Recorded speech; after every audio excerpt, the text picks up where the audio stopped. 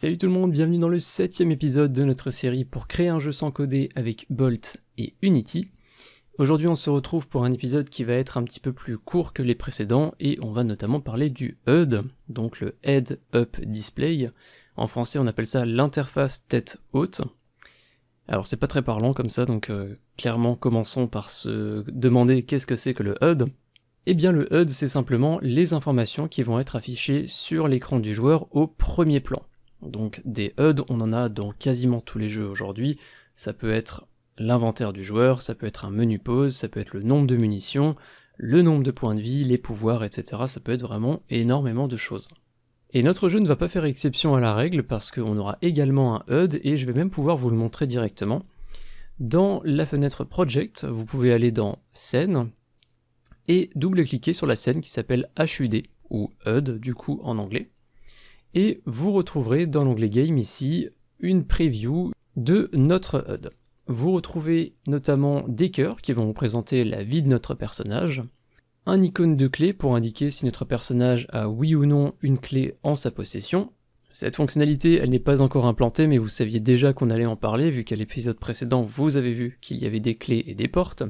On retrouve également un petit icône d'éclair qui va représenter le power-up de notre personnage, c'est simplement un pouvoir, pareil, qu'on intégrera un petit peu plus tard. Et au milieu, vous retrouvez également une petite fenêtre avec marqué Paused, donc là je peux zoomer dans la fenêtre Game, avec plusieurs boutons, Résume, Menu et Quit, ça sera simplement notre menu pause, vous l'avez deviné. Comme je vous le disais, l'épisode d'aujourd'hui va être un petit peu plus court parce qu'on va mettre en place ce HUD, mais on ne va pour l'instant faire aucune connexion. Par aucune connexion, j'entends que on aura bien l'interface par exemple pour les points de vie, mais on n'ajoutera pas encore la logique derrière les points de vie de notre personnage, ni la logique de clé ou de pouvoir, etc. Aujourd'hui c'est que du visuel, on va juste intégrer tout ça sur l'écran de notre joueur.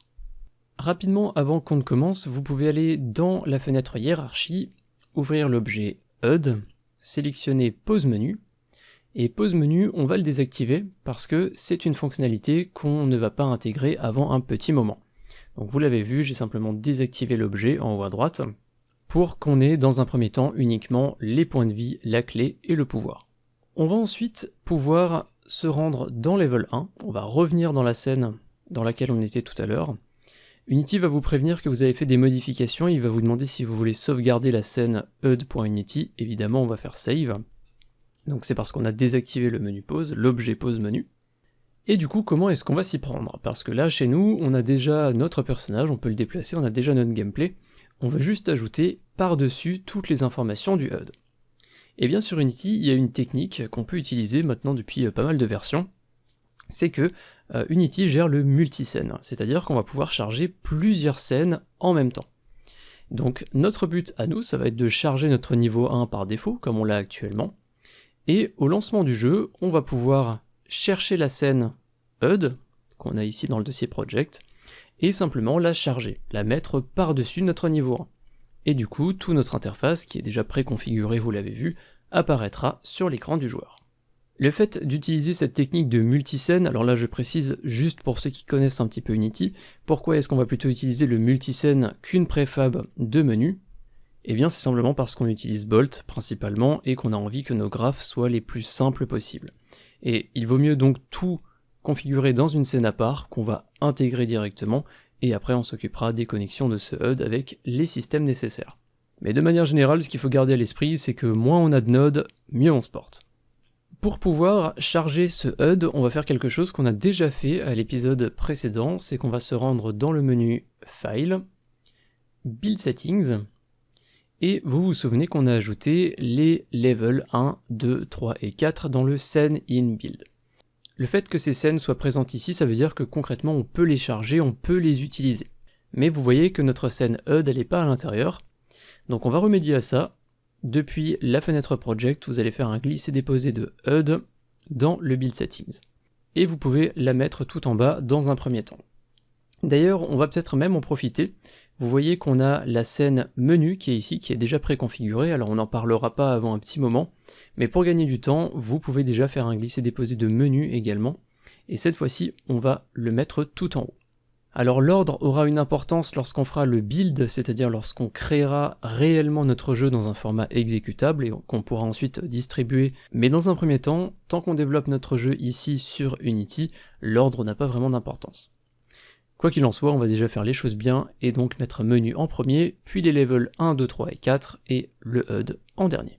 Maintenant que HUD est ajouté au build settings, on peut fermer cette fenêtre et on va pouvoir charger cette scène lorsque c'est nécessaire. On va aller créer une nouvelle macro de type flow. Donc on peut aller dans Asset, Create, Bolt et on va créer une flow macro. Cette flow macro, on peut l'appeler HUD Loader.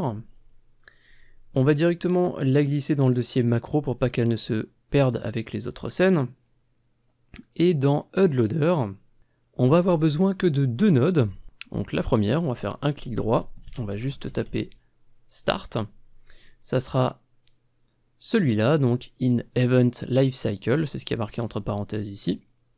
Donc c'est simplement la méthode Start qui sera lue au démarrage de la scène.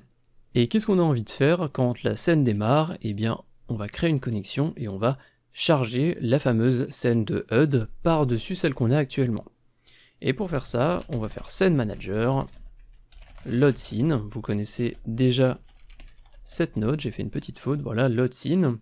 Et cette fois-ci, on va prendre la première où il y a marqué Scene Name et Mode. C'est très très important parce qu'il va falloir qu'on précise dans le mode ici, additive. Ce qui veut dire que la scène qu'on va charger, on va la charger par-dessus celle qui est actuellement. Donc on aura les 2 scènes chargées en même temps. Et il faut qu'on précise le nom de la scène, ici c'est HUD, tout en majuscule, HUD. Maintenant qu'on a créé notre macro, eh bien il faut qu'on fasse en sorte qu'elle soit présente dans toutes nos scènes. Parce qu'actuellement, on l'a créée, elle est dans la fenêtre Project, elle est dans notre projet, mais elle ne sera jamais appelée parce que cette macro n'est pas présente dans la scène. Donc dans la hiérarchie, on va faire un clic droit, on va faire Create Empty. Cet objet, vous pouvez l'appeler HUD Loader, puis dans l'inspecteur, sur Transform, vous pouvez cliquer sur les 3 petits points et faire un Reset. Ça n'a pas vraiment d'intérêt visuel ou technique, c'est juste que généralement on essaye de placer les objets techniques à l'origine. C'est une sorte de règle de bonne conduite de Unity. Puis on va ajouter un component qui sera une flow machine. Cette flow machine, on va pas cliquer sur New parce que la macro on l'a déjà créée, donc depuis le dossier project, vous allez glisser la macro HUD Loader dans le slot macro. Ensuite, dans la hiérarchie, cet objet HUD Loader, on va en créer une prefab.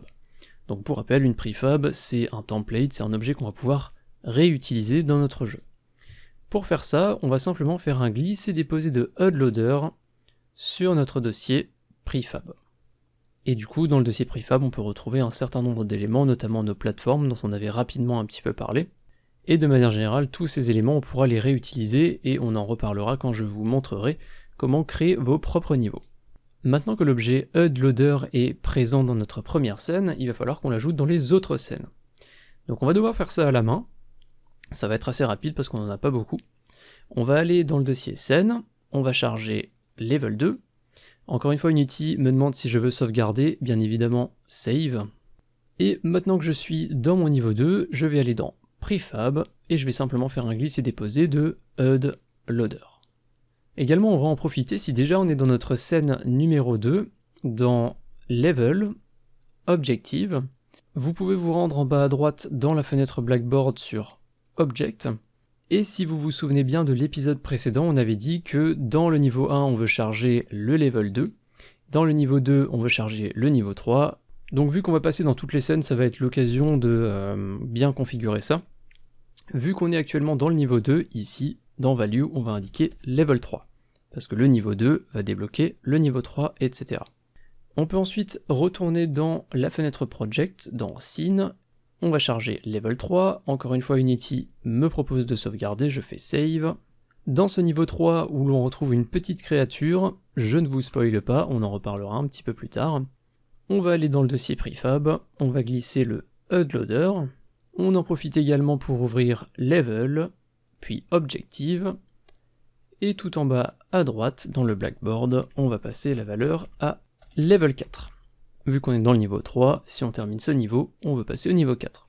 Pour terminer, on va charger level 4, encore une fois, on sauvegarde les modifs du niveau 3. Cette fois-ci, on a plein de petits personnages, toujours no spoil, je ne vous raconterai pas ce qu'on en fera, mais on en reparlera dans un épisode suivant. Et dans cette scène level 4, on va aller dans Prefab, faire un glisse et déposer de HUD Loader, on va chercher dans Level Objective, et tout en bas à droite, on va indiquer Level 5. Sachant que si vous avez été attentif, vous remarquerez que dans notre dossier scène, nous n'avons que 4 niveaux, donc il faudra forcément qu'on en crée au moins un 5e un petit peu plus tard. Tout cela étant fait, on va pouvoir tester, donc sauvegarder cette scène. Vous pouvez double-cliquer sur Level 1 pour revenir dans la première scène. Si Unity vous propose de sauvegarder, vous faites Save. Sinon, CTRL S, le raccourci pour sauvegarder la scène. Et on va pouvoir appuyer sur Play, et normalement dans l'onglet Game, on devrait voir cette fois-ci notre personnage et bien le HUD chargé en bas à gauche. Le HUD est bien présent, mais il ne nous empêche pas de jouer, et donc de se déplacer dans la scène, et notamment de charger le niveau suivant, comme vous pouvez le voir. Voilà tout pour l'épisode d'aujourd'hui, qui a été particulièrement court et particulièrement simple, vous l'avez vu, un seul graphe aujourd'hui avec seulement 2 nodes. Incroyable. Je vous remercie d'avoir suivi cet épisode, j'ai très hâte de vous présenter le prochain, dans lequel vous saurez enfin comment faire pour prendre cette clé et l'utiliser pour ouvrir la porte. Un épisode qui sera donc très intéressant, tant sur le plan technique que sur le gameplay. Un grand remerciement à tous les tipeurs du mois dernier qui sont affichés sur la droite de l'écran. Si vous appréciez mon travail et que vous avez l'envie et surtout la possibilité de le faire, vous pouvez effectuer un don sur Tipeee ou Utip pour me soutenir simplement financièrement. Merci d'avance à ceux qui y feront un tour et je vous dis à très bientôt pour le 8e épisode de la série. Salut!